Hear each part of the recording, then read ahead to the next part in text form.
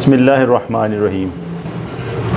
अस्सलाम वालेकुम दोस्तों, आज का हमारा टॉपिक बहुत इम्पॉर्टेंट है और गर्मियाँ भी चल रही हैं, इसमें ज़रा ये ज़्यादा होता है। तो दोस्तों, आज हम जिस बीमारी के बारे में बात करेंगे वो है आशूब चश्म, कंजक्टिविटीज़। और आपसे भी एक गुजारिश करूँगा कि आज आपको कहीं जाने की ज़रूरत नहीं, इसलिए मैं आज आपको बताऊँगा इस बीमारी के तमाम हल, ख्वाह वो घरेलू टोटके हों या नुस्खे हों।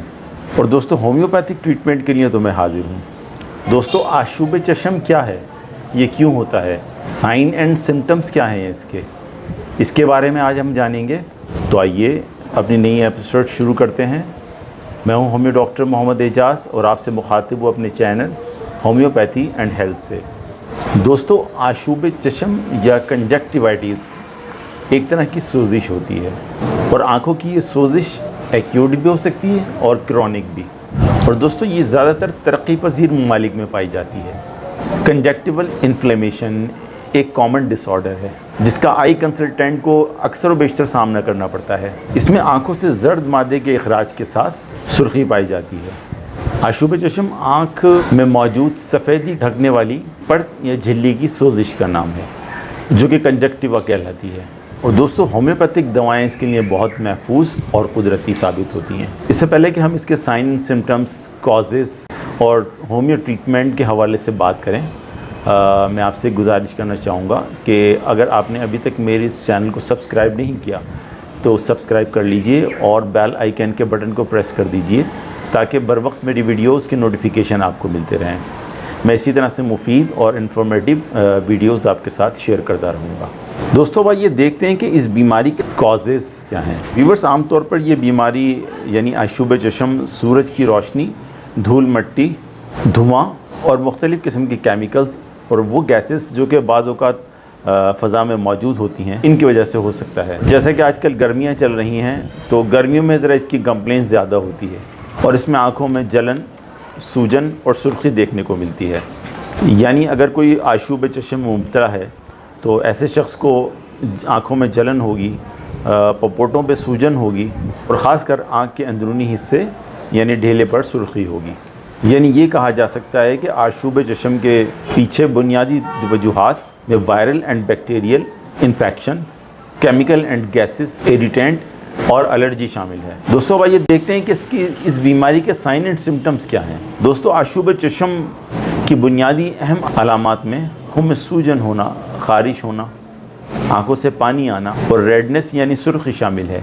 इसकी दूसरी और अहम अलामात में आँखों का चिपचिपाना, पलकों का चिपचिपाना आँखों से निकलने वाले मवाद की वजह से, और आँखों में ऐसा महसूस होना कि जैसे कुछ गिर गया है, और रोशनी से आँखों की सेंसिटिविटी या हसासियत का बढ़ जाना शामिल है और धुंधलापन वगैरह शामिल है। इसके अलावा एलर्जिक आशूब चश्म में छींकें भी आ सकती हैं, नाक से पानी का इखराज भी हो सकता है। दोस्तों, बैक्टीरियल कंजक्टिविटीज़ में आँखों से निकलने वाला मादा पीले ग्रीनिश कलर का होगा और ये गाढ़ा होगा। इसके बरक्स वायरल कंजक्टिविटीज़ में आँखों से निकलने वाला मादा ज़रा पतला और पानी की तरह का होगा।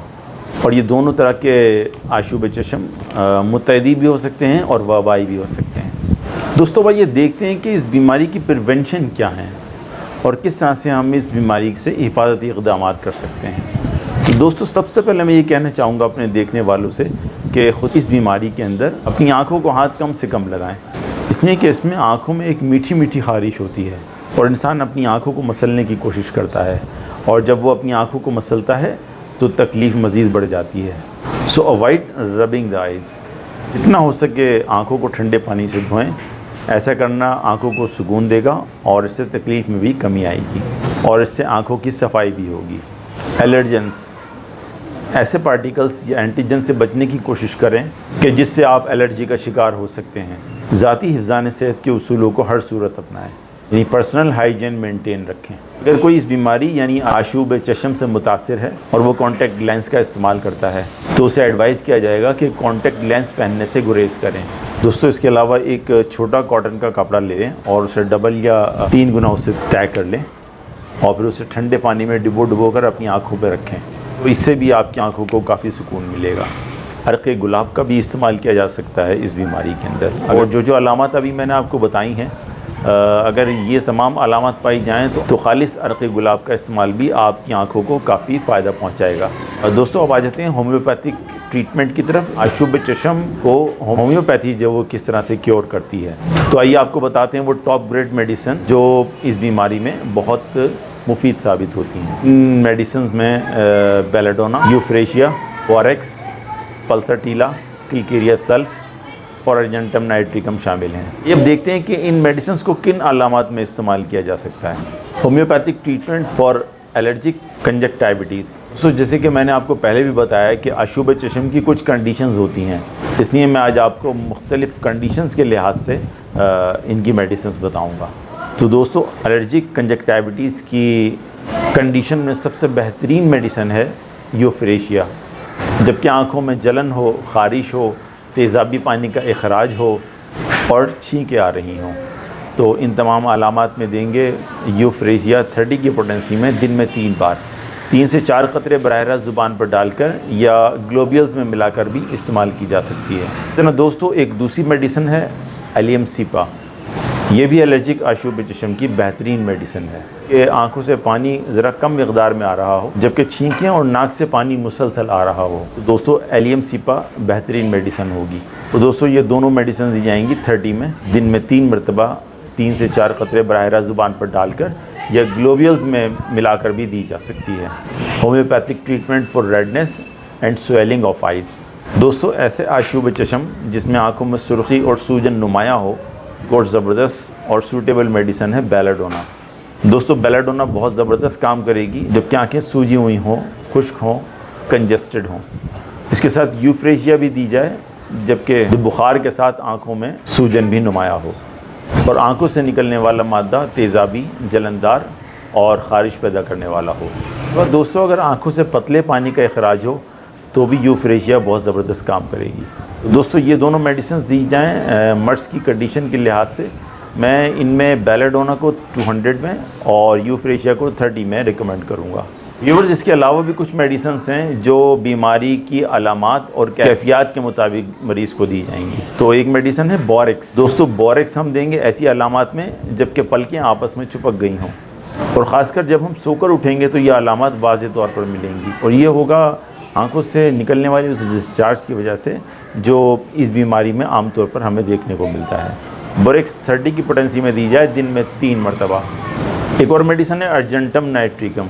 अर्जेंटम नाइट्रिकम उस वक्त प्रिस्क्राइब या तजवीज़ की जाएगी जब आंखों से पीपदार इखराज बकसरत आ रहा हो जिसकी वजह से पलकें आपस में चिपक रही हों और उसके साथ कंजक्टिवा यानी आँख के ढेले वाला हिस्सा सुर्ख हो।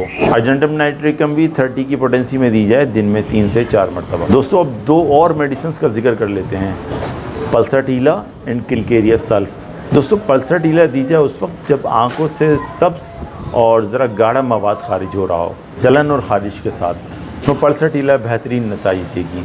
30 की पोटेंसी में दी जाए दिन में 3 से 4 मरतबा मर्ज़ की नौयत को देखते हुए। दूसरी मेडिसिन किलकेरिया सल्फ 30।